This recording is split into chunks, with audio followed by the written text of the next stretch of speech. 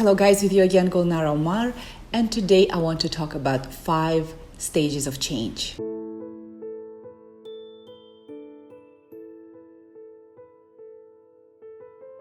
I received an email from one of my clients, and she's very upset with her family members. She was at home for several months. She had health issues, and she also couldn't find a job for some time. And she says that her family is not being very supportive. They are nagging. That's what she says. They are nagging in her email. My family is nagging, and they're telling me that you should change faster. Why are you at home? You're in your bedroom. You should do certain things. And she said that she is actually doing something, but they don't see it.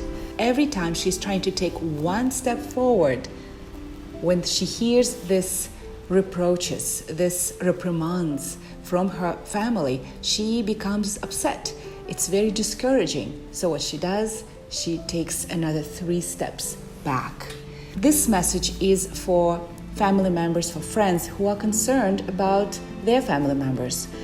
You need to know that they are probably changing, and the fact that you don't see it doesn't mean that they're not changing.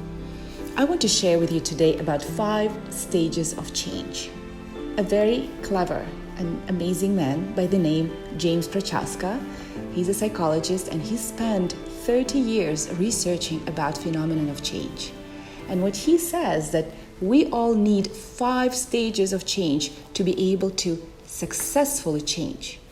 So maybe my client is only in her 2nd stage of her change process.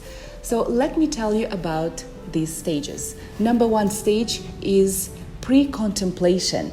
Pre-contemplation means that the person is not even thinking about it. A person is not willing to change. Let's say your brother is smoking, and you tell your brother, you must quit smoking. It's not good for your health. And his response is, don't even tell me about it. I'm not ready, I don't want to, and I don't want to hear about it. So your brother is in pre-contemplation change. 2nd stage is contemplation stage.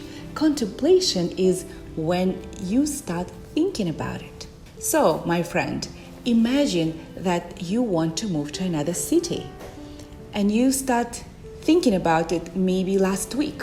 You never thought about it before, but you saw something on TV, or maybe a friend of yours mentioned about moving to another city, and then you started thinking about it. You started thinking about your change.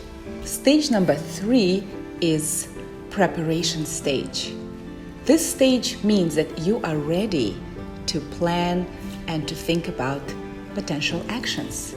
You're ready to gather information. You're ready to prepare financials. You're ready to do different things just for this change. Change is not very easy. And if I see in person the family members of my client, I would tell them to give her a break, because we have 5 stages of change, and maybe she's not in that stage yet. Maybe she's still contemplating. Maybe she's still preparing. And very often I have clients who have pre-contemplation stage, contemplation stage, then preparation, and then they jump into action. And the change happens very quickly. And just because you don't see her changes doesn't mean she's not changing. So we need to understand and remember about 5 stages of change. Stage number 4 is action, is a change itself. So we gather information, we gather energy, we gather support from our friends. We have enough confidence, mental confidence, emotional confidence to make that leap, to make a change. And James Prochaska, he talks about change as a very, very difficult process, and we need to take it into consideration. We cannot skip any process. We cannot skip any stage of this process. Otherwise, we would relapse again. We need to respect this process. You need to prepare for a change as if you're preparing for a serious surgery. And the last one, and probably the most important stage in process of change, is maintenance.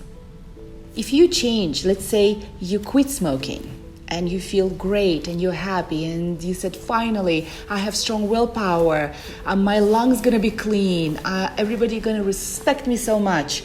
Imagine in the past, every time you have your espresso, you like to have a cigarette. So next time you go with your friends and you guys drink coffee, you feel a strong craving to smoke. That's where the maintenance power comes in. So maintaining your habit, maintaining any change is one of the most difficult, but also the most important things. Each stage is difficult, and sometimes people do relapse. Let's say preparation, people do relapse. Sometimes up to 50% people relapse and go back from preparation. When they see there's so much they need to do, they lose hope. They get discouraged and they go back.